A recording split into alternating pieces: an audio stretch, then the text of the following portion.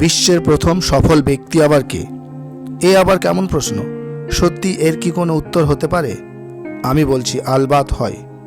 উত্তরটা শুনে অবাক হবে ভাবছেন? তাও না, আসলে উত্তরটা শোনার পর মনে হবে হ্যাঁ তাই তো, একদম ঠিক কথা।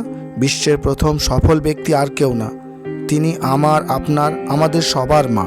পৃথিবীর সকল মায়েদের জানাই সশ্রদ্ধ প্রণাম ও সফলতার শুভেচ্ছা। মায়ের কথা বললাম তো, তাই হয়তো কেউ আর তর্ক বিতর্কে আসবে না। জানি সবাই এক বাক্যে আমার কথাটা মেনে নেবেন, কিন্তু কেন মানবেন জানতে ইচ্ছে করে না? আমি মনে করি জানাটা অত্যন্ত প্রয়োজন। জানতে হলে শেষ পর্যন্ত সাথে থাকুন।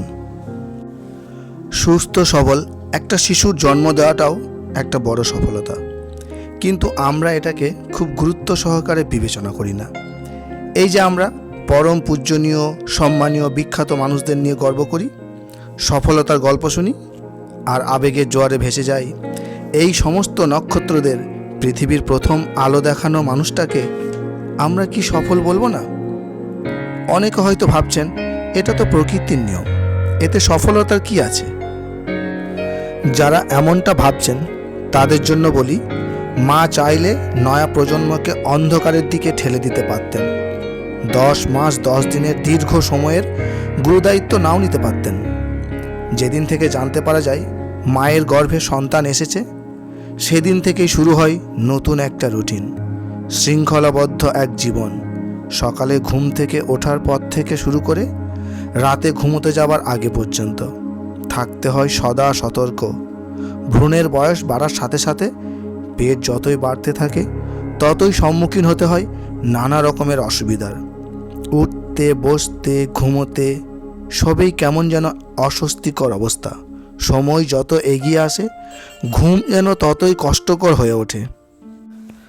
তারপর যখন সেই চূড়ান্ত মুহূর্ত উপস্থিত হয়, সেদিনের প্রসব যন্ত্রণায় ছটফট করতে থাকা মায়ের দৃশ্য দেখলে যে কোনো পাষাণ হৃদয় কেঁপে উঠবে। আর প্রসব বেদনার যে কী পরিমাণ ব্যথা তা আমাদের কল্পনার অতীত। শরীরের সব হাড়গুলো একসাথে ভেঙে ফেললে যে পরিমাণ ব্যথা অনুভূত হয় তার চেয়েও ঢের বেশি। তাছাড়া নতুন প্রজন্মকে পৃথিবীর আলো দেখাতে কত মা যে শহীদ হয়েছেন, তবু আজও আমাদের মায়েরা নতুনদের পৃথিবীর আলো দেখাতে প্রাণের পরোয়া করেন না। দীর্ঘ 10 মাস 10 দিন কত ধৈর্য, কত ত্যাগ স্বীকার করে সব বাধা বিপত্তি অতিক্রম করে সফলভাবে জন্ম দেয় এক নবজাতকের।